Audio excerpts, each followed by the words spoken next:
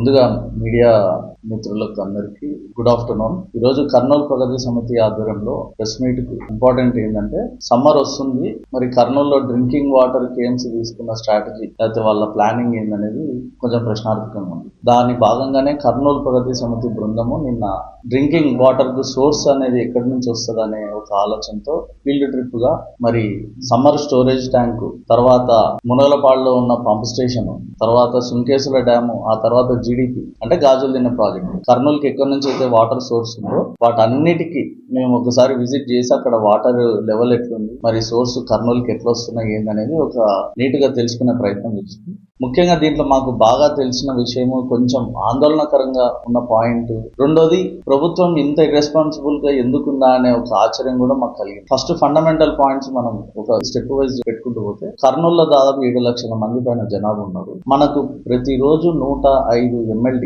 అంటే 105 million litres per day requirement drinking water మన కర్నూలులో ఉన్న జనాలకు అవసరం. దీనికి మనకు వచ్చేది ఎక్కడి నుంచి అంటే, ఒకటి సమ్మర్ స్టోరేజ్ ట్యాంక్, దాని యాక్చువల్ కెపాసిటీ వచ్చి 0.5 TMC. ఇప్పుడున్న లైఫ్ స్టాక్ ఆఫ్ వాటర్ ఎంత ఉందంటే 0.12 TMC.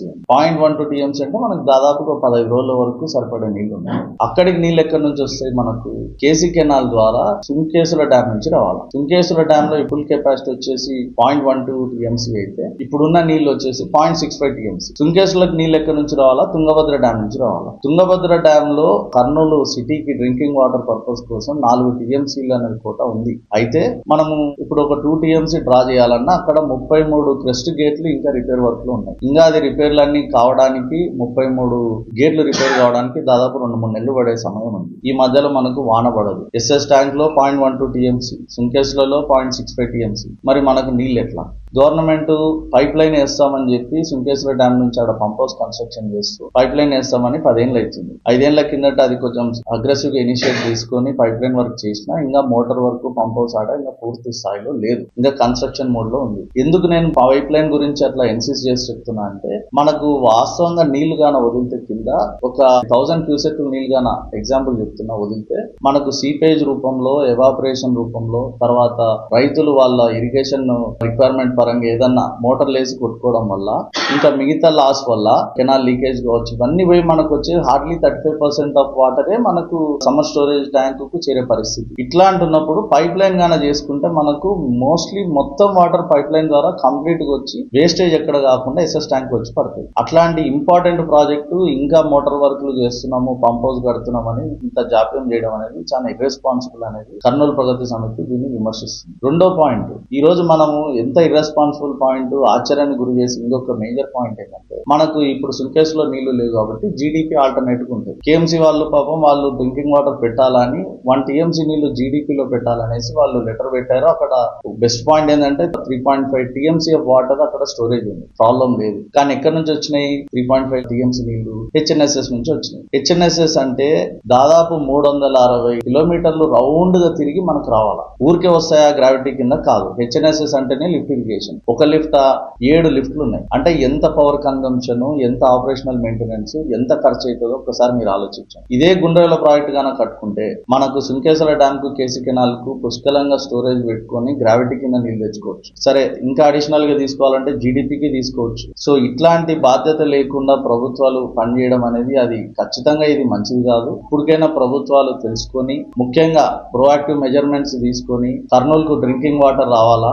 ఇట్లాంటి 300 కిలోమీటర్లు 30 కిలోమీటర్లు గుండ్రేలో కట్టుకుంటే జీడీపీకో, కేసీ కెనాల్ కు వచ్చే పరిస్థితి. కేసీ కెనాల్ కు గుండ్రేల నుంచి 19 కిలోమీటర్లు కదా సుంకేశ్వర డ్యామ్.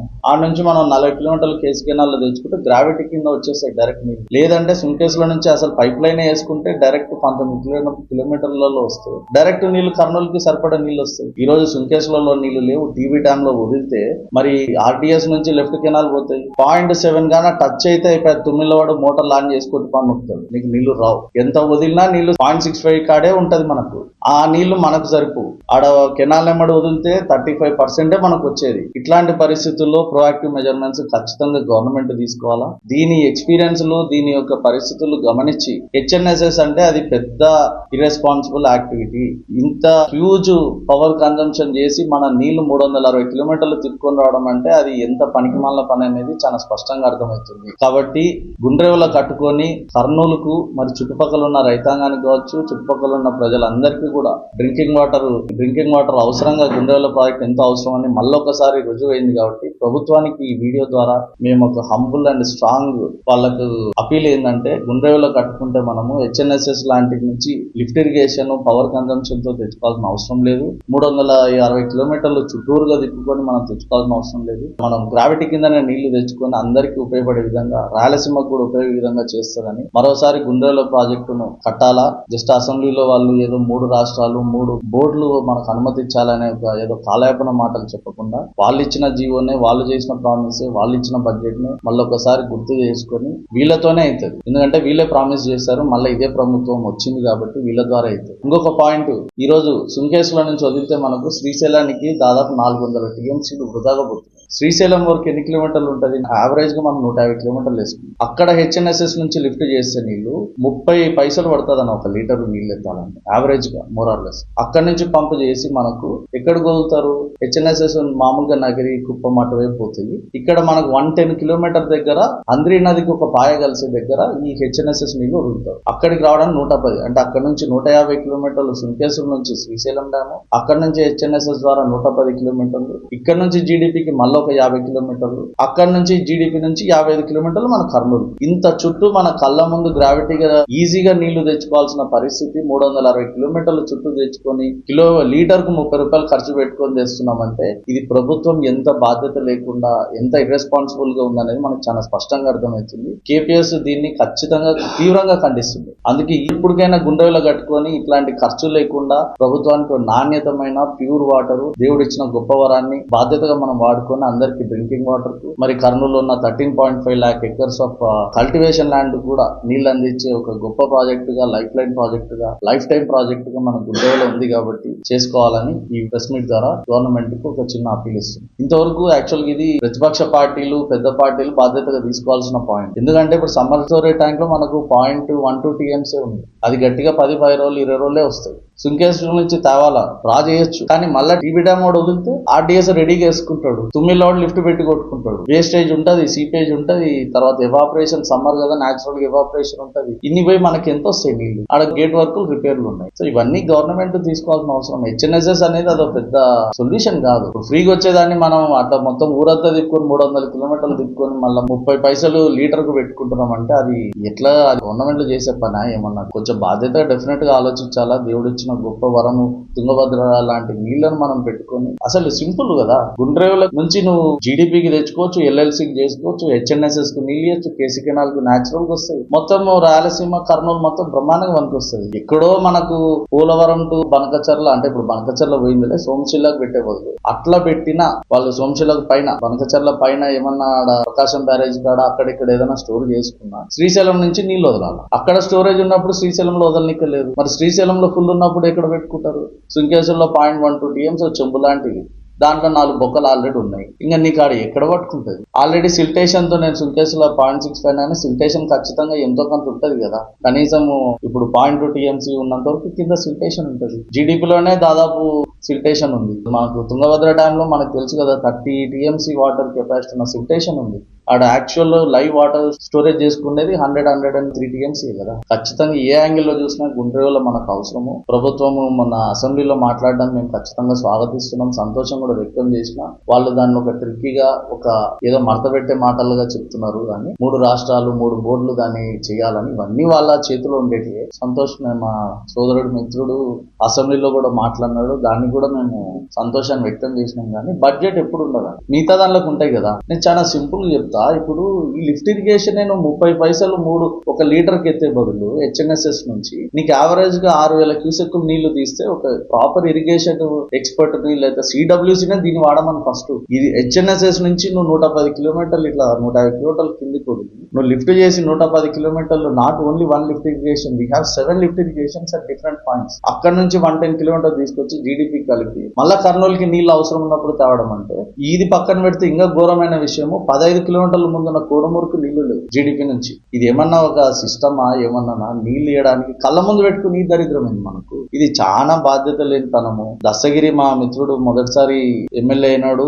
అసెంబ్లీలో గట్టిగా రిపీటెడ్ గా ఇది దస్తగిరితో పని కాదు, కలెక్టివ్ గా అందరు చేయాలి. ఇది ప్రాంతానికి సంబంధించింది కదా. తెలంగాణ మన పక్కన ఉన్న మహబూబ్ నగర్ మనలాంటి ఒక కరువు ప్రాంతం, డ్రాటెడ్ ఏరియా. ఈ ఫెమైన్ అండ్ డ్రాటెడ్ ఎందుకు వస్తుందంటే నీళ్లు లేనప్పుడే వస్తుంది. ఇవి లేనప్పుడు తలకాయ పని చేయక ఊర్లు వలసలకు పోతుంటాం. మనకి వేరే ఆప్షన్ దొరకదు. రైలు బండి ఉందని ఏం చేస్తాం, బాంబే పోతాం. భాష వచ్చని బళ్ళారి పోతున్నాము, బెంగళూరు పోతున్నాం.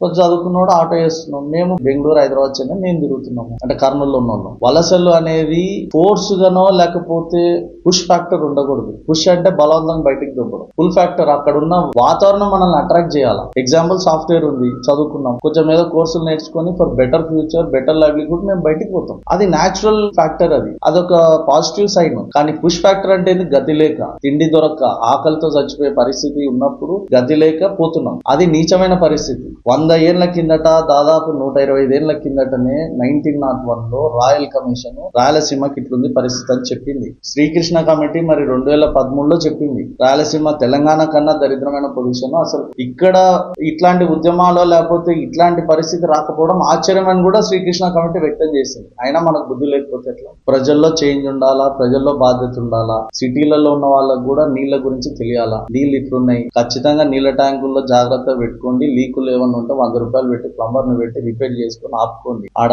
పిచ్చి పిచ్చిగా ఊకే వేస్ట్ చేసుకుంటే ఇబ్బంది పడతాము. ఈ పైప్ లైన్ ఆడ వర్క్ కావు, ఆడ నీళ్లు లేవు. లాస్ట్ లో మళ్ళా బిందెలు కొట్టుకొని కోడమూరు గూడూరు, నెక్స్ట్ కర్నూలు కూడా జతలు అవుతుంది. పోలీసు వాళ్ళు దొంగల కేసులు ఇవి పక్కన పెట్టి బిందెల కేసుల మీద బిజీగా ఉంటారు. అట్లాంటి నీచమైన పరిస్థితి తేకుండా కర్నూలుకు ఒక గొప్ప చరిత్ర ఉంది. నీళ్లను మనం స్ట్రాటజిక్ గా, ప్రోయాక్టివ్ గా మంచి మెజర్మెంట్స్ తీసుకొని ప్యూర్ వాటర్ కర్నూలుకి ఇవ్వాలా. గుండ్రేవులో కట్టుకుంటే ఈ దరిద్రాలన్నీ పోతాయని కంప్లీట్ గా మేము దాన్ని విశ్వసిస్తూ ప్రభుత్వానికి ఒక స్ట్రాంగ్ అప్పీల్ ఇస్తున్నాం.